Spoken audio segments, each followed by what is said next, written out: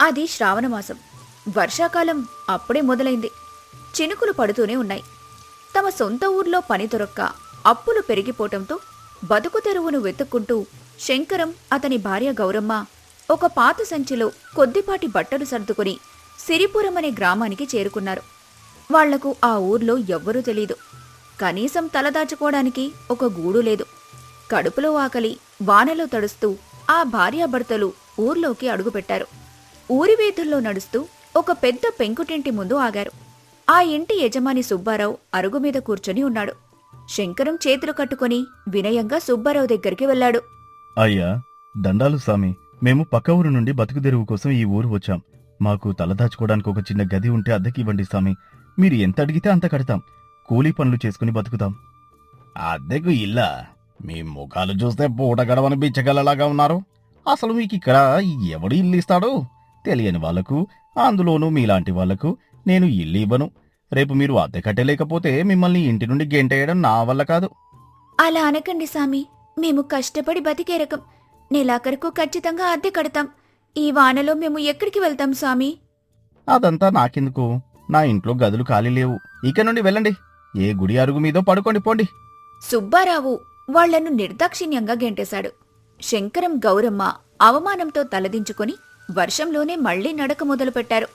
రోజంతా ఊరంతా తిరిగినా వాళ్లకు ఎక్కడా ఇల్లు దొరకలేదు. ఆఖరికి రాత్రి పడుతోంది. చేసేదేమీ లేక ఊరి చివర ఒక ఖాళీ స్థలంలో దొరికిన 4 కర్రలు పాతి, పాత తాటాకులు, ఒక నారసంచి కప్పుకొని ఒక చిన్న గుడారం లాంటిది వేసుకున్నారు. అందులో చలికి వణుకుతూ ఇద్దరూ కూర్చున్నారు. నన్ను క్షమించు గౌరమ్మ.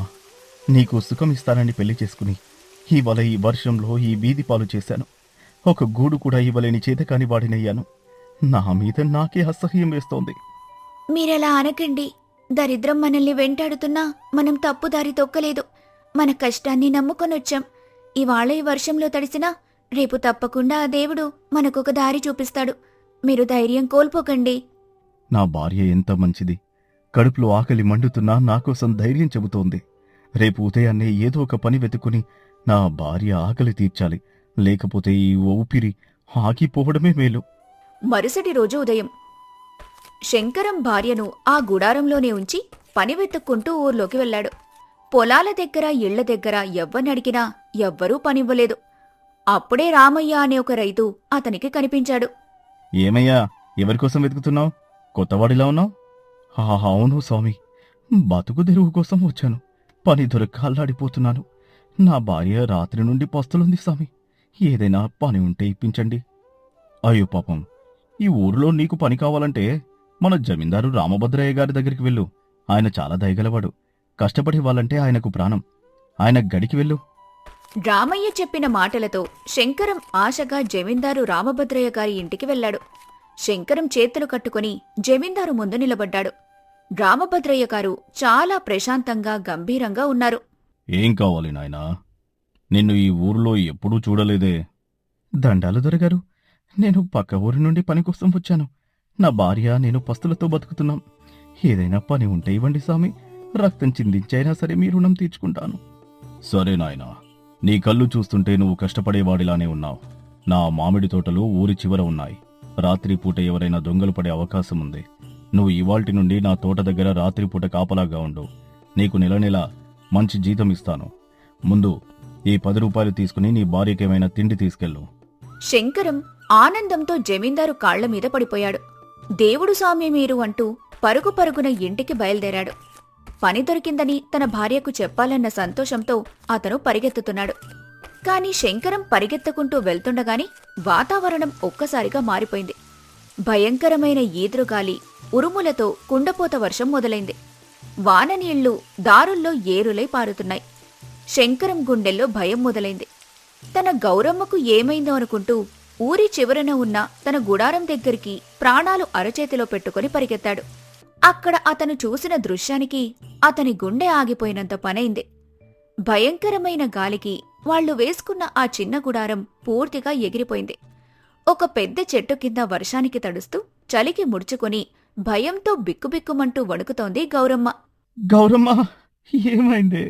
నీకేమీ కాలేదు కదా? మన గుడారం ఎగిరిపోయిందే. గాలికి అన్ని కొట్టుకుపోయాయేమండి.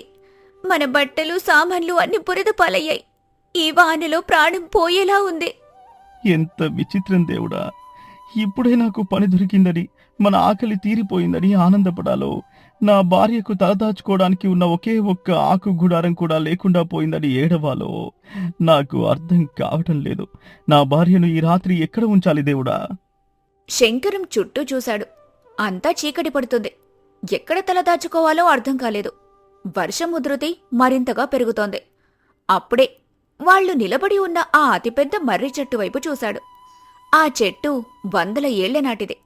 దాని మొదలు చాలా లావుగా ఉండి కింద భాగంలో ఒక అతిపెద్ద తొర్ర ఉంది. ఆ తొర్ర లోపలికి వర్షం నీళ్లు వెళ్లటం లేదు. అది చాలా విశాలంగా ఉంది. గౌరమ్మ, అటు చూడు. ఆ చెట్టు తొర్ర ఎంత పెద్దగా ఉందో. దేవుడు మన ఇల్లు లాక్కున్నా ఈ ప్రకృతి మనకు ఆశ్రయమిస్తోంది. పద, ఆ తొర్రలోకి వెళ్దాం. ఈ రాత్రికి ఈ ఆశ్రయమే 10,000. ఇద్దరూ తడుచుకుంటూ వెళ్లి ఆ పెద్ద చెట్టు తొర్రలోకి దూరారు. లోపల వెచ్చగా పొడిగా ఉంది. గాలికి వానకు ఏమాత్రం ఇబ్బంది లేకుండా ఆ తొర్ర వారిని కడుపులో దాచుకున్న తల్లిలా కాపాడింది. బయట కుండపోత వర్షం, ఉరుములు మెరుపులు. ఆ భయంకరమైన వర్షపు హోరులో శంకరం, గౌరమ్మ ఆ చెట్టు తొర్రలో ఒకరికొకరు హత్తుకొని వణుకుతూ కూర్చున్నారు. చీకటి చలి వారిని బాధిస్తున్నాయి. గౌరమ్మ, ఎంతటి శిక్ష పడింది మనకు. ఇప్పుడేదో జమీందారు గారి దగ్గర రాత్రి కాపలా పని దొరికిందని మురిసిపోయాను. నా చేతిలో 2 రూపాయలున్నాయని ఆనందపడ్డాను. కాని నీకు కప్పుకోవడానికి కనీసం ఒక దుప్పటి తేలేని దౌర్భాగ్యునయ్యాను. ఈ వర్షం చూస్తుంటే తెల్లవారిలోపు మనల్ని మింగేసేలా ఉంది. నా భార్యను ఈ పాడు త్వరలో దాచాల్సిన పరిస్థితి వచ్చిందే అని నా మనసు రంపంతో కోసినట్లవుతోంది. గౌరమ్మ, మీరూరికే మనసు పాడు చేసుకోకండి.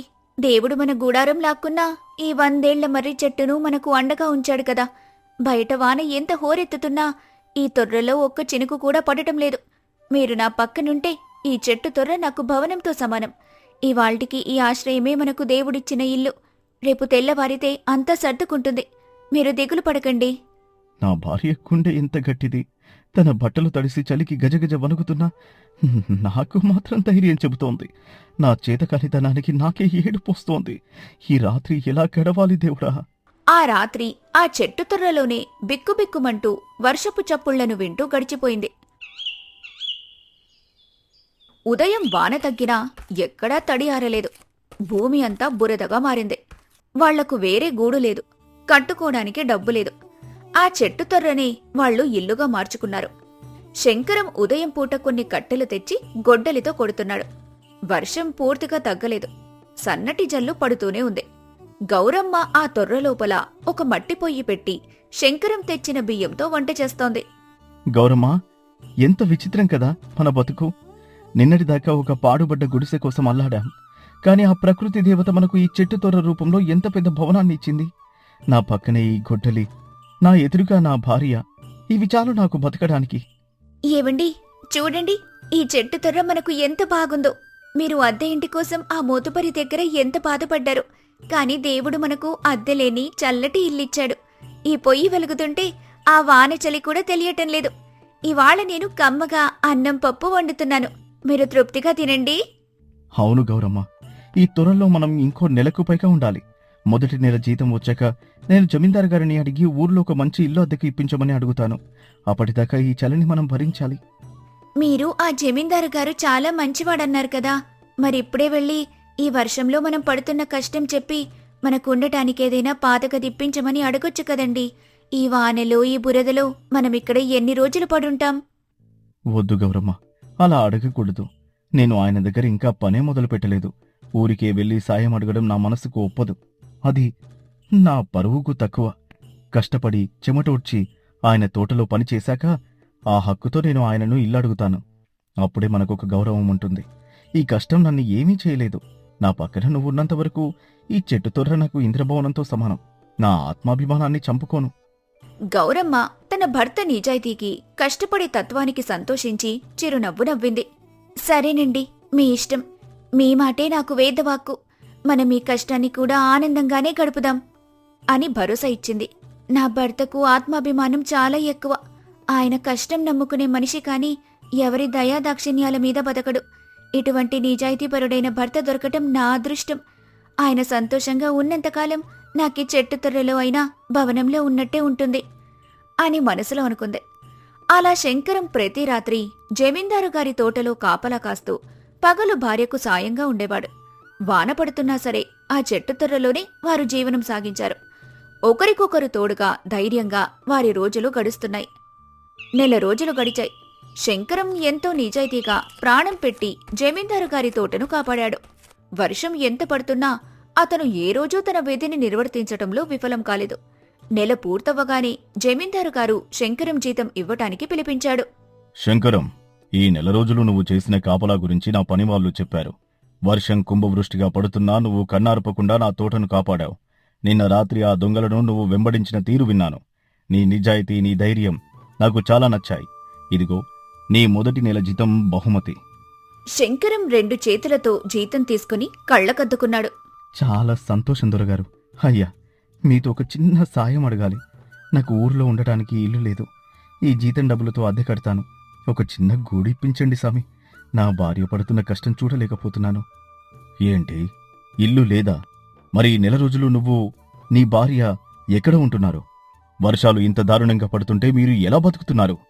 అయ్యా, మీరు పని ఇచ్చిన రోజే మా చిన్న గుడారం గాలికి కొట్టుకుపోయింది. అప్పటి నుండి నేను, నా భార్య ఊరి చివర ఉన్న ఆ పెద్ద మర్రి చెట్టు త్వరలోనే బతుకుతున్నాం దొరగారు. వానపడిన ఆ చలి వణికిస్తున్నా అందులోనే పడుకున్నాం. నా భార్య మట్టిలోనే పొయ్యి పెట్టి వంట చేస్తోంది. ఆమె ఆ చలిని భరించలేకపోతోంది స్వామి. అందుకే ఇల్లు అడుగుతున్నాను. శంకరం మాటలు వినగానే జమీందారు రామభద్రయ్య గారికి గుండె ఆగినంత పనైంది. అతని కళ్ళు పెద్దవయ్యాయి. ఏంటి, ఒక ఆడది నెల రోజులుగా ఆ వర్షంలో ఆ పాడుపడ్డ చెట్టు త్వరలో బతికిందా? భార్య కోసం ఇంత బాధపడుతున్న ఈ శంకరం ఎంత నిజాయితీపరుడు. ఇల్లు కావాలని నెల కిందటే నన్ను అడగొచ్చు కదా. కాని వాడు నా దగ్గర పనిచేసి కష్టపడి ఆ హక్కుతో అడగాలని ఇన్ని రోజులు ఆ నరకాన్ని అనుభవించాడా? వీడి నిజాయితీకి వెలకట్టలేం. వీడు మామూలు మనిషి కాదు. జమీందారు మనసులో శంకరం మీద అమితమైన గౌరవం పెరిగింది. శంకరం, పద, ఆ చెట్టు దగ్గరికి పద. నేను ఇప్పుడే నీ భార్యను చూడాలి. మీ నిజాయితీ ముందు నా హోదా ఎందుకు పనికిరాదు. జమీందారు గారు స్వయంగా నడుచుకుంటూ ఆ ఊరి చివరన ఉన్న చెట్టు తొర్ర దగ్గరికి వచ్చాడు. అక్కడ గౌరమ్మ మట్టి పొయ్యి మీద వంట చేస్తూ ముఖం మీద పడుతున్న చెమటను తుడుచుకుంటూ నవ్వుతూ శంకరం కోసం ఎదురుచూస్తోంది. ఆ చలిలో ఆ పూరి గుడిసెలేని తొర్రలో ఆమె చూపిస్తున్న ప్రశాంతత జమీందారును కదిలించింది. గౌరమ్మ, నీ భర్త ఒక గొప్ప నిజాయితీపరుడమ్మా. అతనికి నువ్వు తగిన భార్యవి. ఒక చెట్టు త్వరలో నెల రోజులు ఉండి కూడా నీ ముఖంలో చిరునవ్వు చెదరలేదు. నీ భర్త కష్టంలో, సంతోషంలో తోడుగా ఉన్న నీలాంటి భార్యలు ఉండడం ఈ కాలంలో చాలా అరుదు. ఒక ఇంటికి గోడలు కాదు, భార్యాభర్తల ప్రేమే పునాది అని మీ ఇద్దరినీ చూస్తే నాకు ఈరోజు అర్థమవుతోంది. నన్ను క్షమించండి. ఇన్ని రోజులు మీరు ఇక్కడ పడుతున్న కష్టం నేను తెలుసుకోలేకపోయాను. అయ్యో దొరగారు, మీరెందుకు క్షమాపణలు చెబుతున్నారు? మీరు పనిచ్చారు కాబట్టే మేము బతికున్నాం. మీరిచ్చిన అన్నమే ఈ రోజు మా ఆకలి తీరుస్తోంది. ఈ చెట్టు తొర్ర మాకు ఏమాత్రం కష్టం అనిపించలేదు దొరగారు. కాదమ్మా, మీలాంటి నిజాయితీపరులు చెట్టు తొర్రల్లో ఉండకూడదు. నా తోట పక్కనే ఒక పెద్ద పెంకుటిల్లు ఖాళీగా ఉంది. ఈ రోజు నుండి ఆ ఇల్లు మీదే. నువ్వు, నీ భర్త అక్కడే ఉండండి. శంకరం ఇక నా కాపలదారుడు కాదు, నా వ్యవసాయం మొత్తం చూసుకునే మేనేజర్. ఇది మీ నిజాయితీకి, మీ ప్రేమకు నేను ఇస్తున్న బహుమతి. మీరు తలెత్తుకుని బతకండి. ఆ మాటలు వినగానే శంకరం, గౌరమ్మల కళ్లల్లో ఆనంద బాష్పాలు ఉప్పొంగాయి. వాళ్ల కష్టాలు, ఆ వర్షపు రాత్రులన్నీ గాలికి కొట్టుకుపోయాయి. జమీందారు గారికి పాదాభివందనం చేసి సంతోషంగా ఆ కొత్త ఇంట్లోకి అడుగుపెట్టారు. ఆ పెద్ద మర్రి చెట్టు తొర్ర వాళ్ల కష్టకాలంలో ఆశ్రయమిచ్చిన ఒక పవిత్రమైన గుడిగా వాళ్ల మనసుల్లో ఎప్పటికీ మిగిలిపోయింది. కష్టాలు వచ్చినప్పుడు భయపడి పారిపోకూడదు. భార్యాభర్తలు ఒకరికొకరు తోడుగా ధైర్యంగా నిలబడితే ఎలాంటి తుఫాన్నైనా ఎదుర్కోవచ్చు. ఆత్మాభిమానం, నిజాయితీ, కష్టపడే తత్వం ఎన్నటికీ వృధా కావు. ఏదో ఒక రోజు అవి మనల్ని అత్యున్నత శిఖరాలకు చేరుస్తాయి.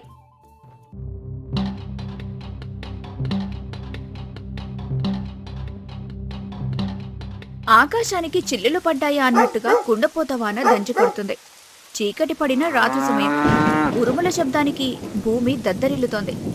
ఆ భయంకరమైన గాలివానలో నడుము వంగిపోయిన ఒక ముసలవ్వ పార్వతమ్మ తన తల మీద ఒక పాత చిరిగిన బొంతను కప్పుకొని బురద దారిలో ఒంటరిగా నడుస్తోంది. ఆమె కళ్లల్లో నీళ్లు వర్షపు నీటితో కలిసిపోతున్నాయి. కొద్దిసేపటి క్రితమే ఆ గాలివానకు ఆమె తలదాచుకున్న పాత పూరి గుడిసె కుప్పకూలిపోయింది. ఎంత కర్మ పట్టింది దేవుడా నాకు! ఈ వయసులో నన్ను ఈ నడి రోడ్డు మీద నిలబెట్టావు కదయ్యా. ఆ గాలివానకు నా గుడిసె కళ్ల ముందే కుప్పకూలిపోతుంటే ఏమీ చేయలేని దిక్కులేని దాన్నయ్యాను తండ్రి.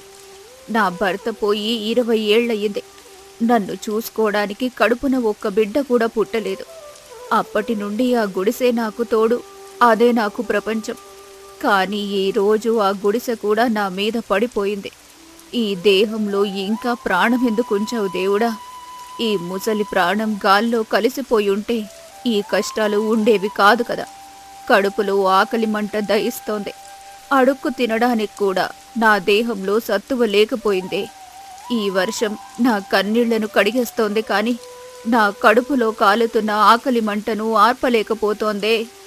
గాలివానకు అడుగు ముందుకు పడకపోయినా ప్రాణభయంతో నెమ్మదిగా నడుస్తోంది పార్వతమ్మ. అడుగడుగునా కాలు జారి బురదలో పడిపోతుంది. మోకాళ్లకు దెబ్బలు తగిలి రక్తమొస్తున్నా ఆ వర్షంలో ఎవ్వరికీ కనిపించటం లేదు. దారి మధ్యలో ఒక పెద్ద మర్రి చెట్టు కనిపించడంతో కాస్త వాన తగ్గుతుందేమో అని ఆ చెట్టు కింద ఆగింది. కళ్ళు మూసుకొని చెట్టు కాండం పట్టుకొని ఏడుస్తోంది.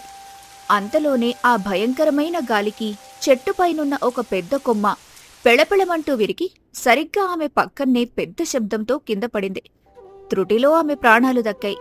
అమ్మో, నా ప్రాణం పోయిందనుకున్నాను దేవుడా. ఈ కొమ్మ నా నెత్తిమీద పడుంటే ఈ పాటికి నా ప్రాణం పోయేది కదయ్యా.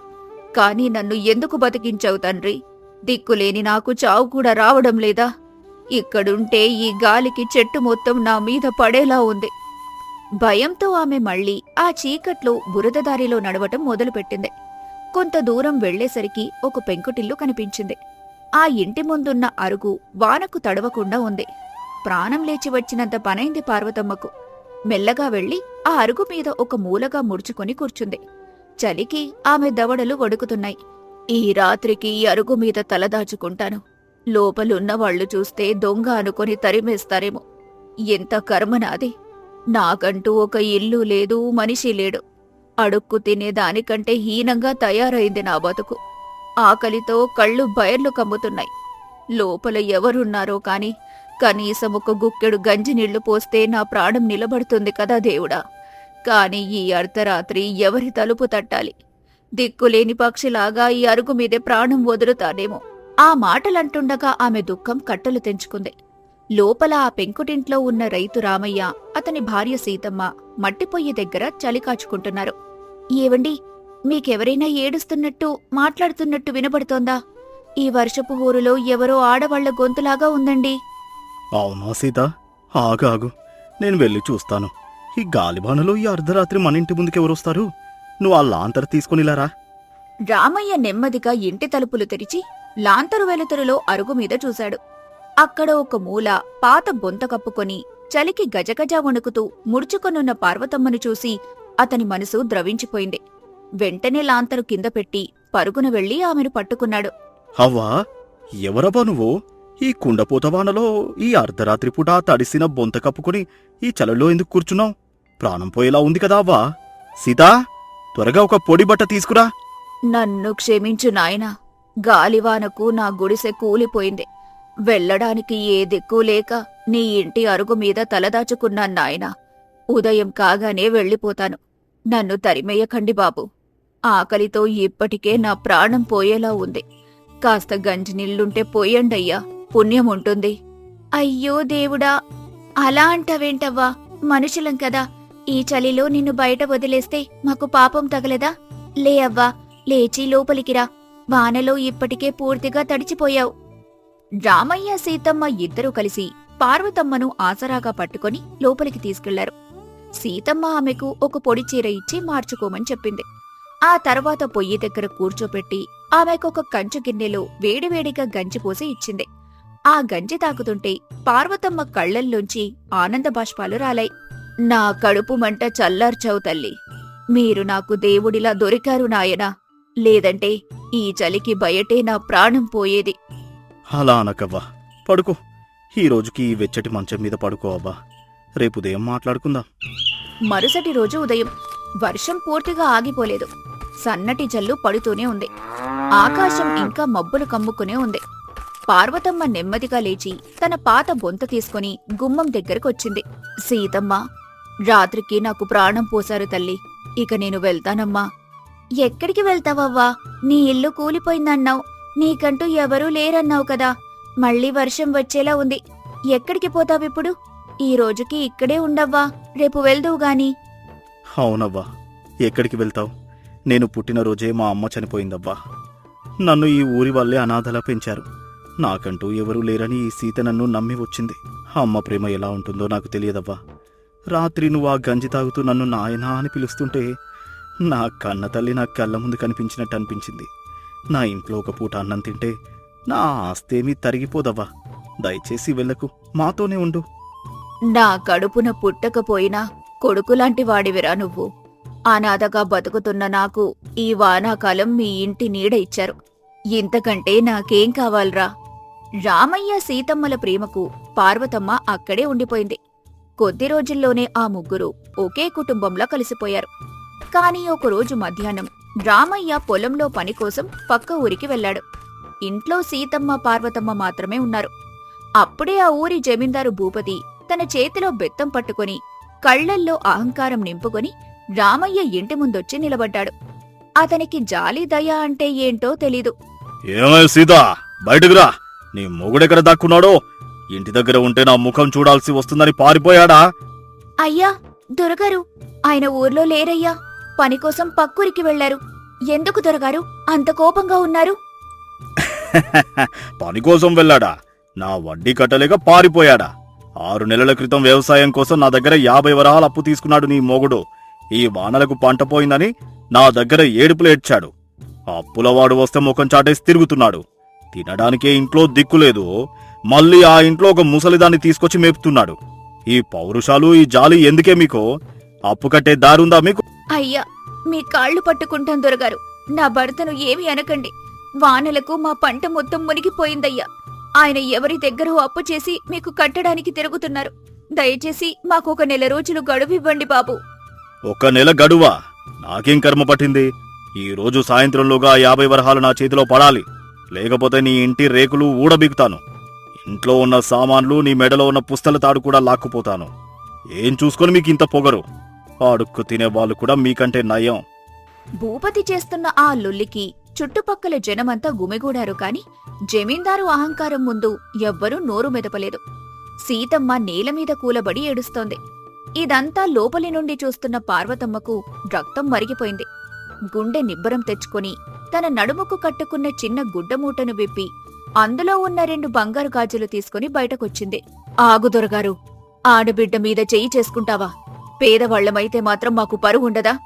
ఇంత అహంకారం ఏంటి నీకు? ఎవరే నువ్వు ముసలిదానా? నాకెదురు చెబుతావా? నా పేరు పార్వతమ్మ. ఈ గాజులు చూసావా దొరగారు?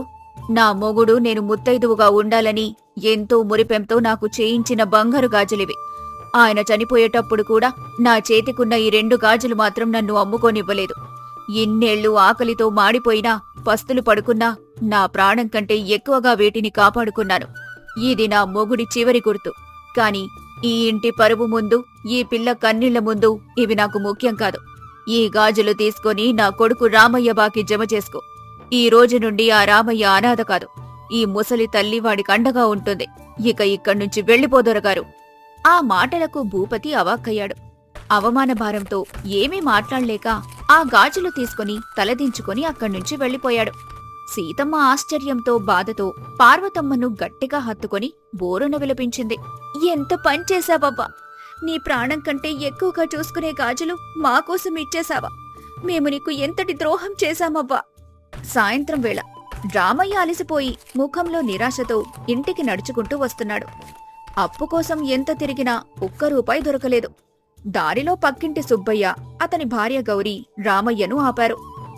ఏం రామయ్య, పొద్దున్నే ఎక్కడికి వెళ్ళావు?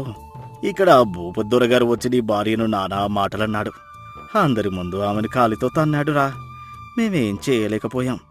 చివరికా ముసలవ్వ తన ప్రాణంలో దాచుకున్న తన భర్త బంగారు గాజులు తీసి ఆ దొరగారి ముఖాన కొట్టి నీ అప్పు తీర్చిందిరా. ఆ మాటలు వినగానే రామయ్య గుండె పగిలినంత పనైంది. కళ్ల వెంబడి నీళ్లు ధారగా కారుతుండగా పిచ్చివాడిలా ఇంటికి పరిగెత్తాడు. ఇంట్లో సీతమ్మ ఏడుస్తూనే ఉంది. పార్వతమ్మ మూలగా కూర్చుని శూన్యంలోకి చూస్తోంది.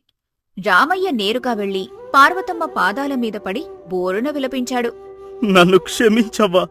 నేనొక మగాడినేనా? ఇంటికి వచ్చిన ఆపదను ఎదుర్కోలేకపోయిన చేతకాని వాడినవ్వా నేను. నా భార్య నా రాక్షసుడి బారి నుండి కాపాడుకోలేకపోయాను. నిన్ను ఎవరో అనాథ అనుకున్నాను.